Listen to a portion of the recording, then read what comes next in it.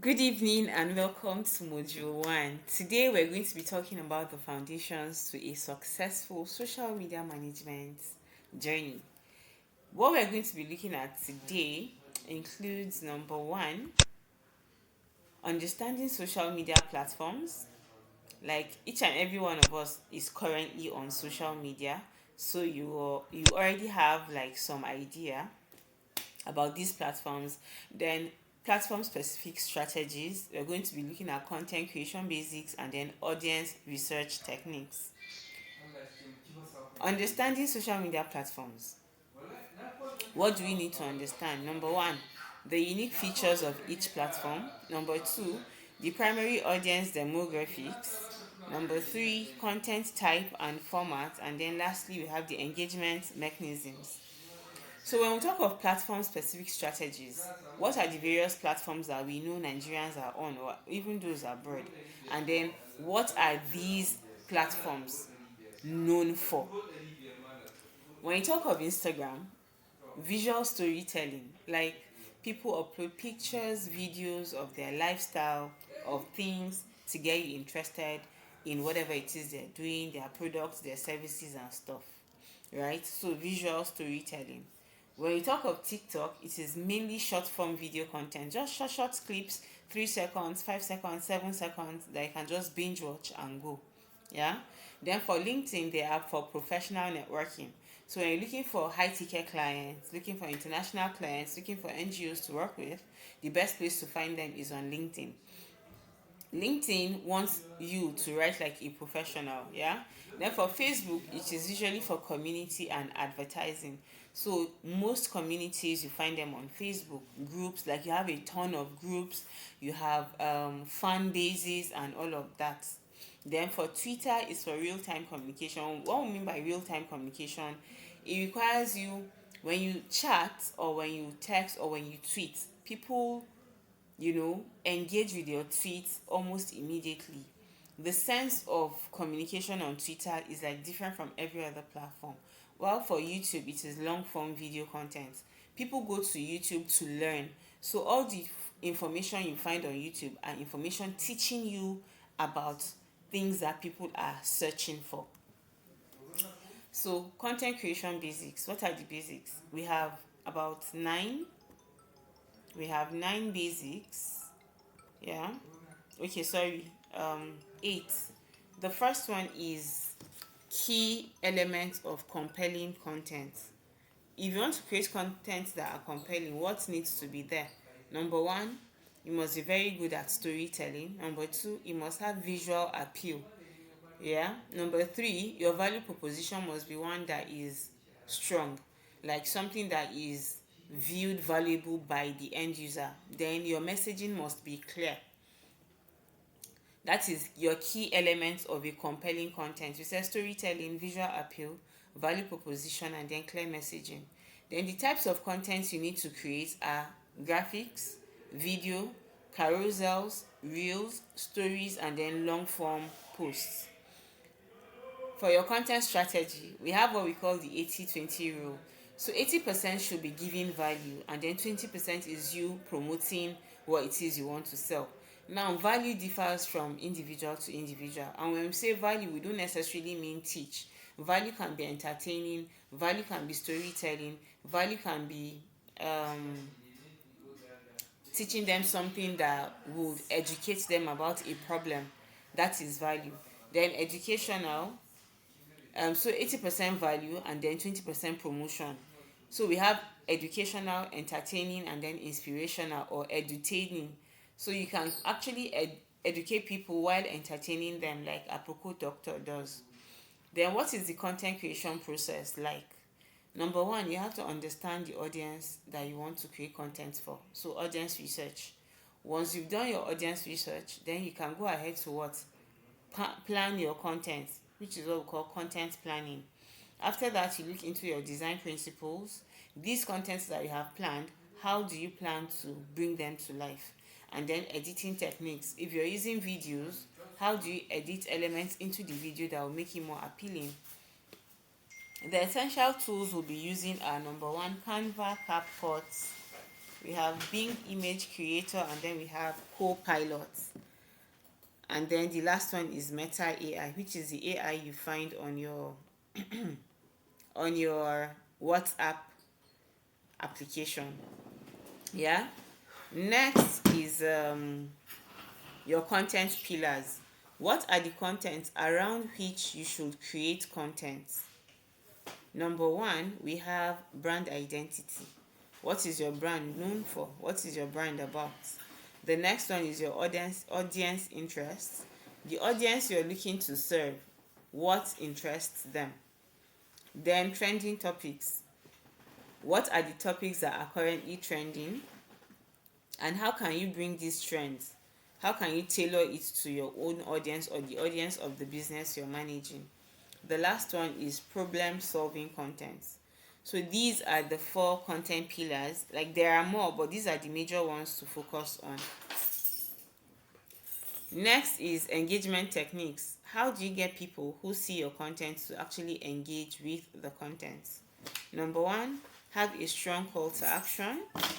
Number 2, ensure that your content is interactive. Number 3, there must be an emotional connection. And then lastly, you must observe authenticity in your content. Yeah. Last is what are the metrics we look out for to ensure that what we're doing is successful? Number 1, the engagement rate. How well do people engage with the contents you post? Number 2 is the reach. How many people does your content reach? Number 3 is number of saves, the shares, and the comments. When you now want to carry out your audience research, what are the things you need to do? Don't worry, I'm sure you're like, this woman, you're going too fast now. It's because AI tools have made everything very easy for us. And so I'm going to be walking you through how to do these things in person. So audience research techniques. Number 1, demographic analysis. So what do you need to look out for in the demography? What do you need to understand about your audience? Number 1, what is the age of the person that your ideal your client wants to reach? What is their location? What is their income level? What is their occupation? And what gender are they trying to sell to? That is for demography.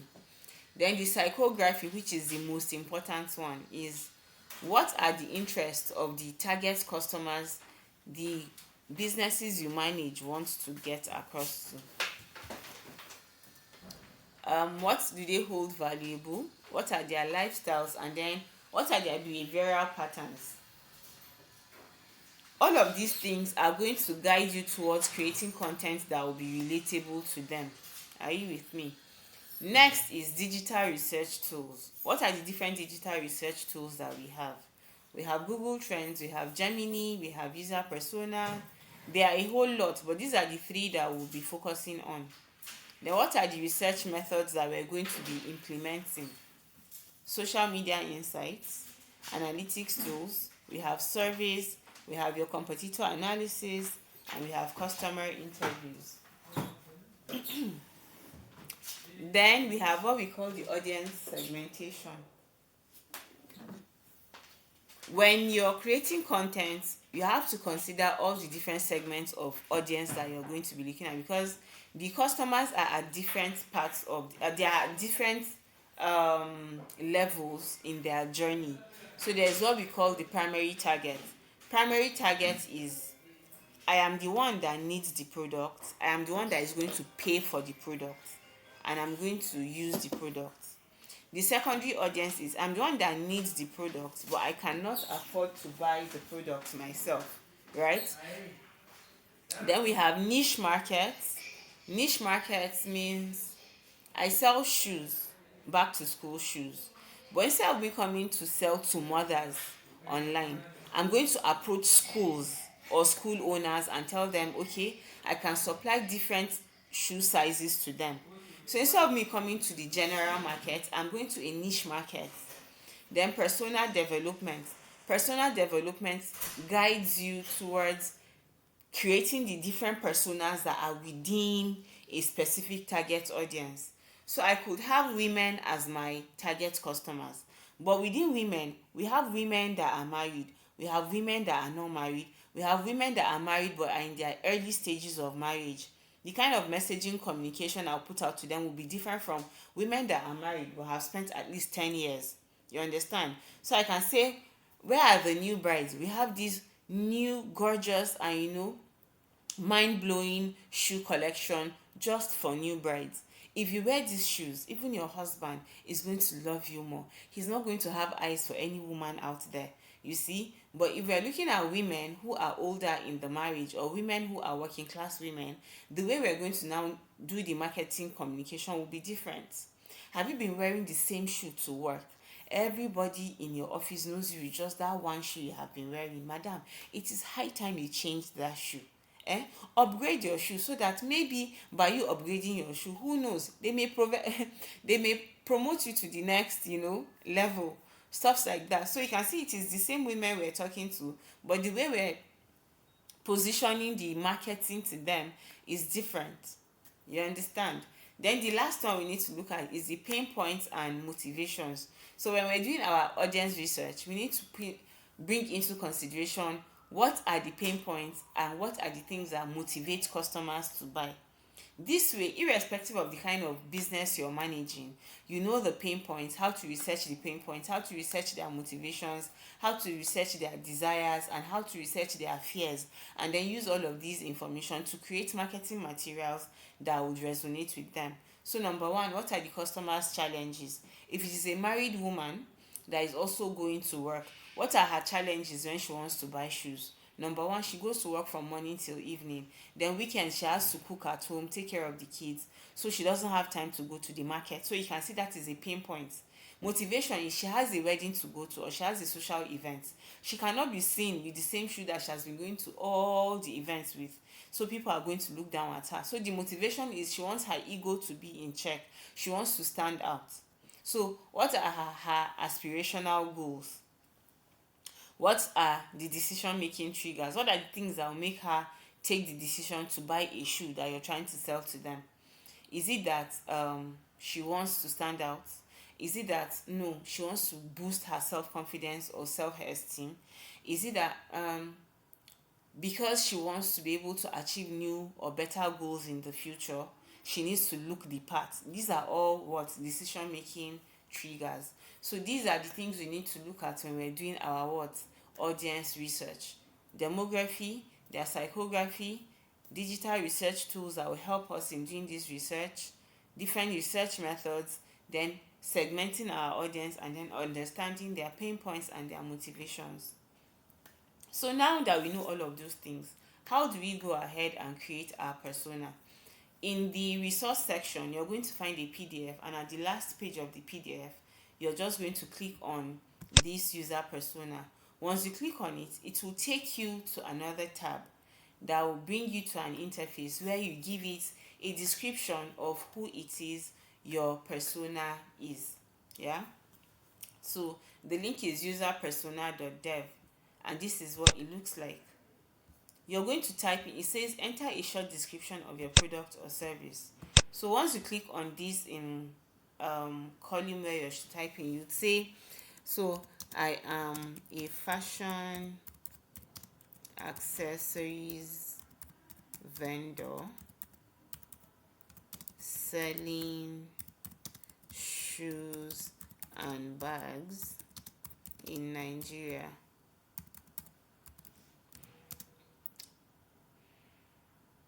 Right, so I have entered in my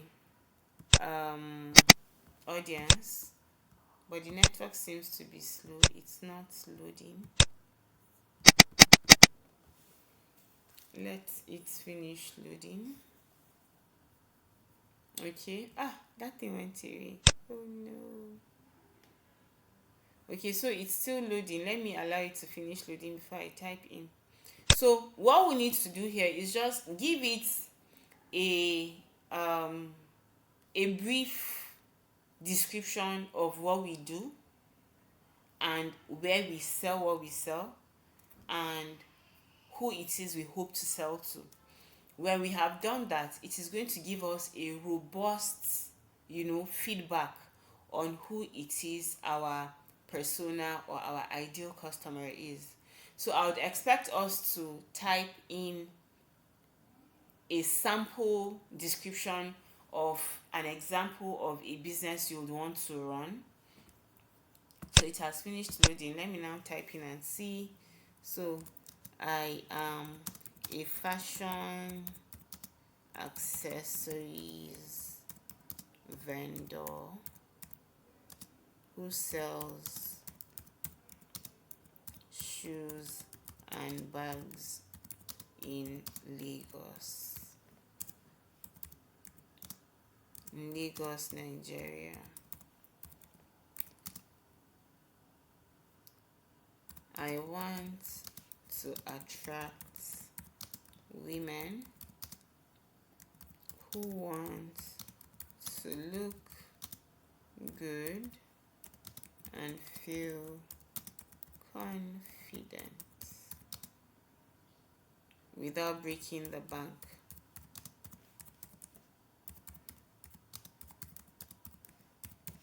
Yeah, so create user persona.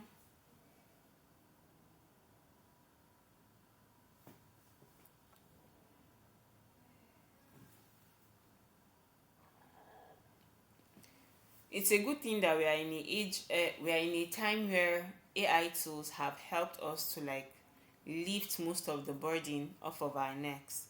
So with just a click of a button, something that would have required us to go and buy a course teaching you how to do all of these things is now available at our fingertips. So it has finished creating the persona. Let's have a look. So read through. Chioma is a stylish and fashion conscious woman who values all of these things. And so I'm going to share a screenshot, brand affiliations, devices she uses. Then we can go ahead and download this persona. So use this link to create your own persona and submit.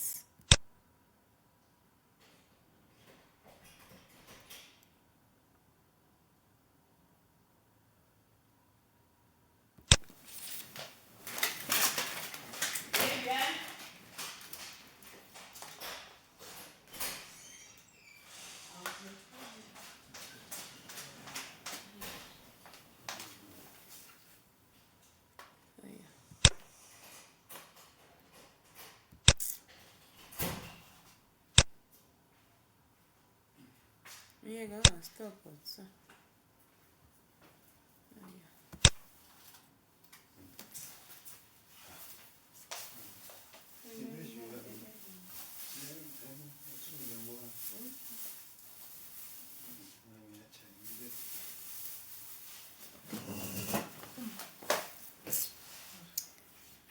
And you're gonna stop and camera. Stop. Nigeria, imagine so I must stop and I don't want to have to edit. I just wanted to record and upload it. Yeah, to ban stop.